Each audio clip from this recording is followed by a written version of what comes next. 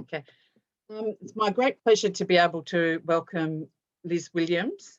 She's a health educator. She's very passionate about improving outcomes for all, but especially of all of those in our senior years. Health educator doesn't really explain to me what the extent of Liz's skills and expertise. Anyone who's spent any time with Liz knows that she combines her insights, her expertise, and with an absolute passion to share this knowledge. Her expertise is in anatomy, physiology, fall prevention, mental health, and especially in that aged care arena. She's a registered nurse who has dedicated her working life to how we can all live happier and healthier lives, and especially as we age. She has a Master's of Clinical Science in Aged Care and a Healthy Aging, and a graduate certificate in mental health. Liz is a senior teacher with the Yoga Therapy Institute, hosting the Functional Anatomy module within the Graduate Certificate of Yoga Therapy, workshops on yoga therapy for seniors, and yoga for healthy aging. Welcome, Liz. Thank you. So what is healthy aging and how would you personally describe it?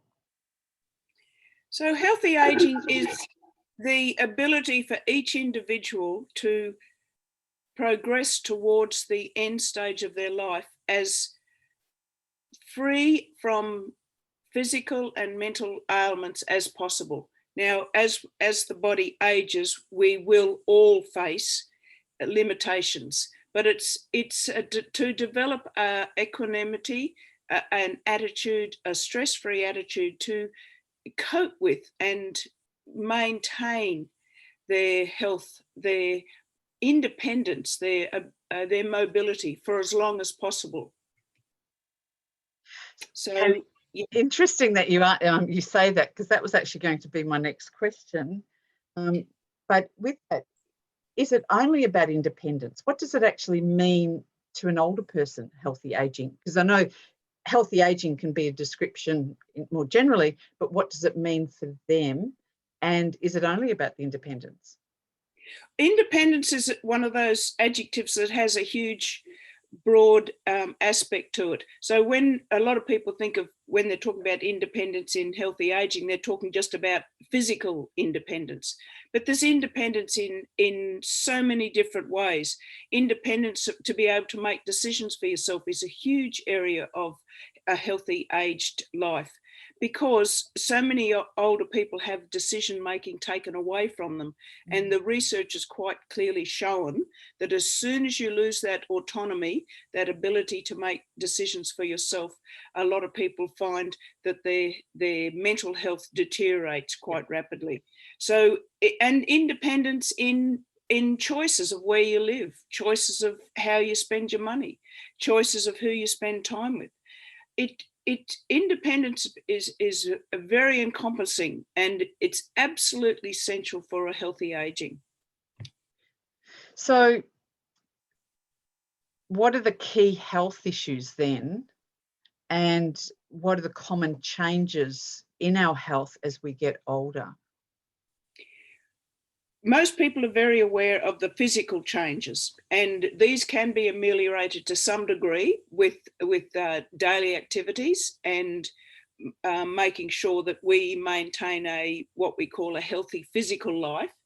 But the other aspects of aging that become really important, and I alluded to the fact of being able to make your own choices and to have a social activities. Now, they're very well supported by research. So the other aspect too is to be able to cope with the anti-aging attitude that our society imposes on people. And this is one of the huge benefits of yoga, is to be able to understand and deal with that awful stress that a lot of older people do face, that awful feeling of worthlessness that older people have imposed on them by our society if they're not very careful to cultivate their own worth and to cultivate their own ability to be in a part of our society. Now, that might only be something as simple as reading online, to to children who need it, or helping at any sort of volunteering, or simply, I know an elderly lady who just knits squares and sends them off to the Red Cross for blankets that go overseas. So that ability to remain within society and be a useful part of society is really essential for healthy aging. So it's not just being physically active. There's a lot more to it than just being physically active. You touched on yoga. So how can yoga and yoga therapy help in the healthy aging context? And what's that evidence? There's a lot of evidence to show how yoga and yoga therapy are beneficial for a lot of the very common diseases that a lot of elderly people get as they age. So the hypertensions, the osteoarthritis, the vertebral fractures of the disc, osteoporosis, and some of the other more clinical acute things such as stroke and living with stroke post-stroke. Keeping the body moving at your and the body's own ability becomes really important, and not just repetition work over and over again. Having that, aiding people to really develop that inner strength and awareness of what their body is doing and what their body is telling them becomes absolutely essential.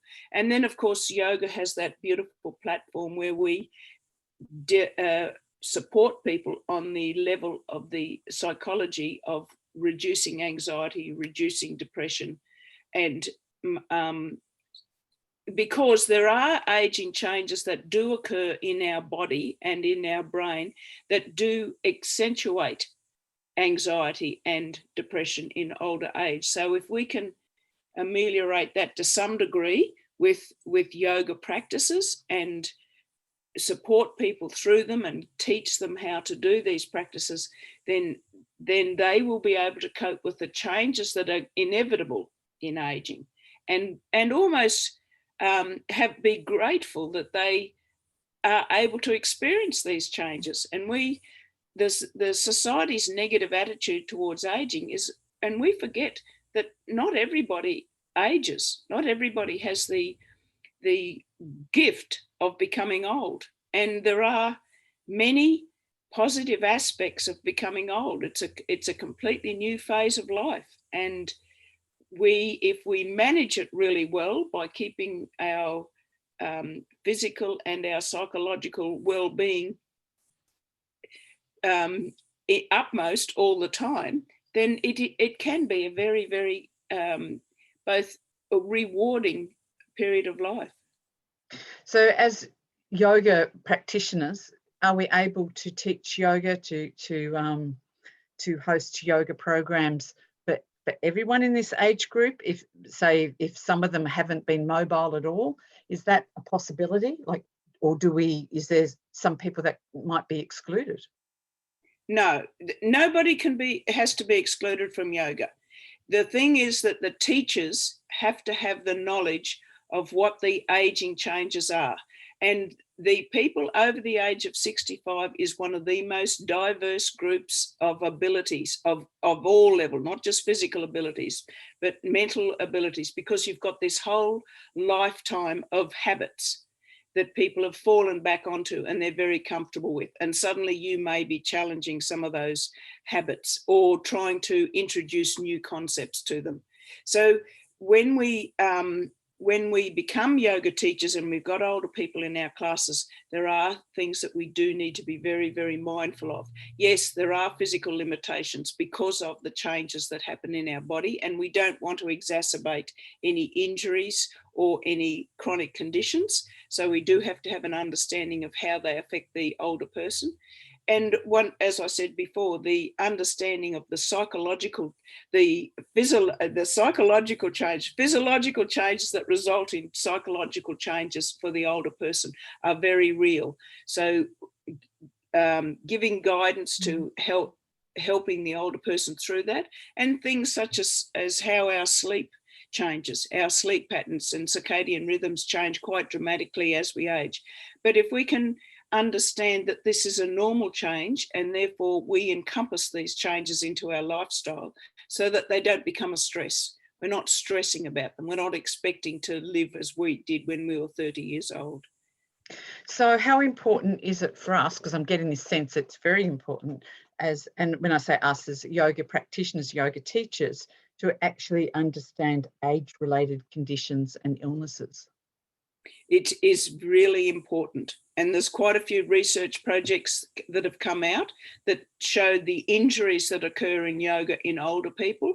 And one of the identifying factors they found was that they had yoga teachers who did not understand the limitations of the older body, and who were, because it's a combination of pride and ego, which an extremely large number of people have, to keep up in a yoga class, not to stand out, not to ask for special dispensation, or if the modifications are not given, then people will try and do the asanas, the poses, as everybody else is doing them. But if you've got a well-educated, knowledgeable yoga teacher who knows that you start everybody off with the same pose and then add in modifications and or increase the complexity of the pose, but making sure that the people who understand that they don't have to go there and they have still got something that is beneficial for them. They're not just being left sitting in child's pose, which is a major problem in a lot of classes that have older people. They, instead of being given any sort of activity that or advanced pose that the other people are doing, asked to sit in child's pose rather than do anything that's beneficial for them. So in that regards, it would seem to me that yoga therapy, which is more individual and even in a smaller group setting is more individualized than, say, a larger yoga class, is going to be more beneficial in this particular age group and for this particular audience. Certainly as people get into the 75 and over group, very much so. Or even younger people who've got some sort of chronic disease, or, you know, people who are coming back from major surgery, things like that. They do need to have a very individualized program for them to follow. And of course, the other big thing with yoga is, well, with any activity for the older people, is that it does need to be done daily, not just once a week when they come to the yoga class. So giving somebody some simple movements and meditations that they can easily do at home becomes absolutely essential for older yoga students, absolutely essential. So as yoga teachers and practitioners, how do we learn more about this particular audience and their illnesses and diseases? And say, for instance, what's the difference between a chronic condition and an aging process? Okay, so they're divided up into what we call primary aging changes and secondary aging changes. So primary aging changes are what every single one of us are going to have, but at our own particular time and pace. Whereas secondary aging changes are going to be the changes that occur on top of our primary aging changes from a disease process.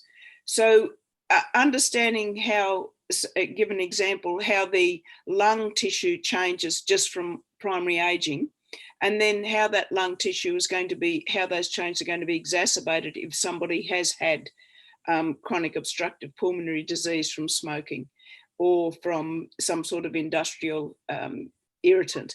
So having a clear understanding and learning about these changes becomes important, because as the example with respiration, how you move the body to get that full air exchange is very different in an older person with or without secondary aging changes, as opposed to a younger person. But somebody who has got chronic lung conditions, it's going to be even more exaggerated. So it's an understanding of how of a kind of what's going on inside the body. So, and then applying all your yoga movements to impact and to be able to support what's those changes in the body, so that you're not adding to any stresses. So it's also important for us then to know about medication and the impact of medications. Do we just say to an older person who's a client of ours, then they should be trying to stop their medication because they're doing yoga?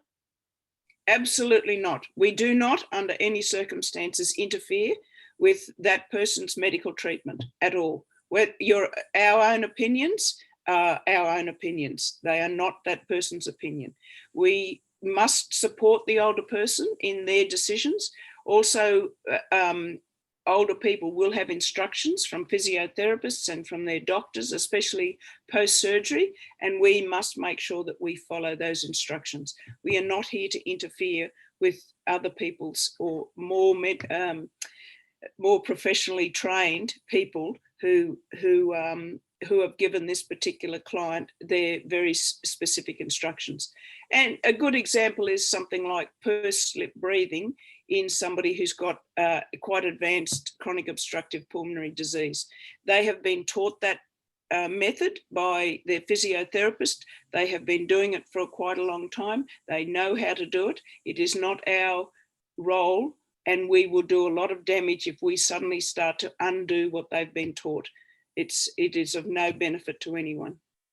So what I'm hearing here too is it's quite critical for us as yoga teachers and yoga therapists to work in with the whole health management team of these people, of individuals. Yep. Very much so. And one of the complaints I've heard from older people who've attended some yoga classes is that they had a yoga teacher who was trying to change what they had been instructed to do. Very much so with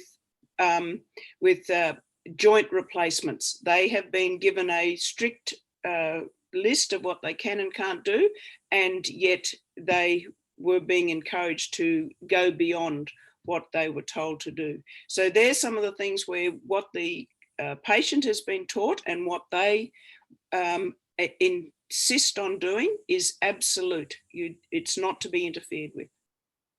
So are there things that we can actually do at a younger age that will help us and our bodies as we get older? Daily activities, daily full range of motion of every single joint in our body, daily stretches.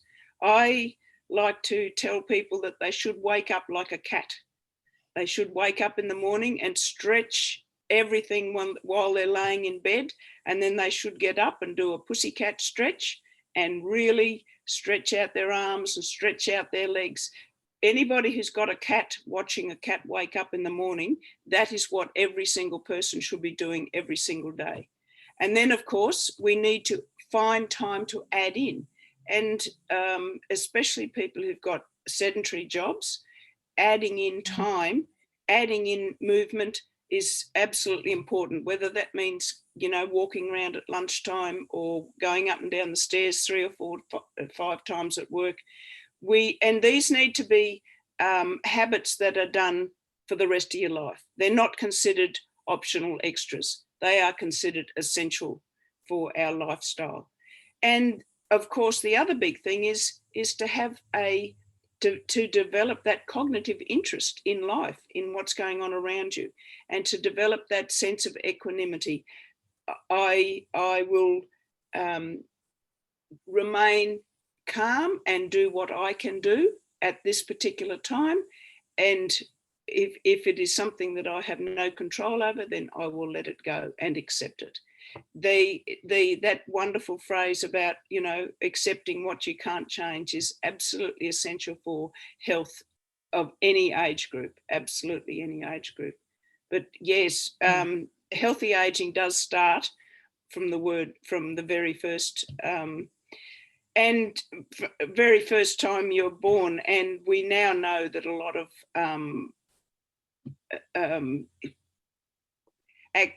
how well our body works as we go through life and into old age really does start with childhood behaviour patterns. So children who are sitting on the couch playing computer games a lot are having earlier and earlier onset of chronic diseases. So essentially anyone listening to this should be starting it now. Yes. Yeah, Yes. great tip there, Liz. Thank you. You mentioned before about some of the social impacts for older people. So this question is about, what can we do to support older people, like each and every one of us? And I don't mean just on a yoga level, I mean on that whole social level as well. What is something that each of us could actually take away and do to help it make their life of even more value? Even something as simple as knowing who's in your neighbourhood and taking them a bunch of flowers. Now, it's a very simple thing to do, but just that one-on-one contact, and I realise is very important. It's something like at Christmas time, offering a Christmas card in letterboxes. It doesn't have to be a religious Christmas card. It's just wishing you all the best, and I'm here to help at any time. I personally always look at shopping centres and see, an older person who's struggling with their bags back to their car. I've come across many incidents of that occurring, and nobody seems to be taking any notice of the situation. It's just an awareness. Just become aware of an older person who's around you in different situations. The Harvard University did a huge study that started in the 1930s, and it's still going today. And one of the biggest things that came out of it was that older people who have just a small amount of contact with somebody each day, a stranger each day, feel very, very empowered. It is a huge positivity injection into their life. So even if you just, standing at the checkout or wherever and just say, good, how are you, or whatever. Some people may turn their back on you and think that you're being intrusive, and a lot of people won't. So it's just one of those things that you can open up to, but just a friendly smile and an open aspect of yourself towards other people. But just start to look around and become aware of older people in your area, and just ask if you can help them is one of the easiest things we can all do every day. So you've given us tips on how to connect, which is fantastic. Also the tips on all of us, and especially older people, just moving each day. What are 2 other tips that you could give that will help with healthy aging? Meditation. Okay, yes.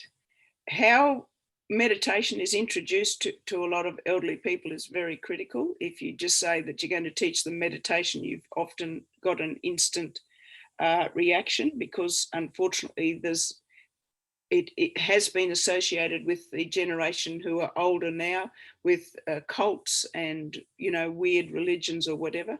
So if it's introduced as just helping them come to terms with everything that's coping in their life, one of the things that a lot of people forget is that the older person is going through huge changes, more changes in their life than we do in most other times of our life. Maybe not with marriage and children, but certainly with loss of friends, loss of spouse, moving home, financial changes, loss of jobs, loss of status, lots and lots of changes in their life. So if you can help people become accepting of the changes, is one of the biggest things we can do to help with healthy aging. Thank you for your time, Liz. This has just been very enriching and enlightening, and I think there's a lot of great information there for everyone. So thank you for that. Okay.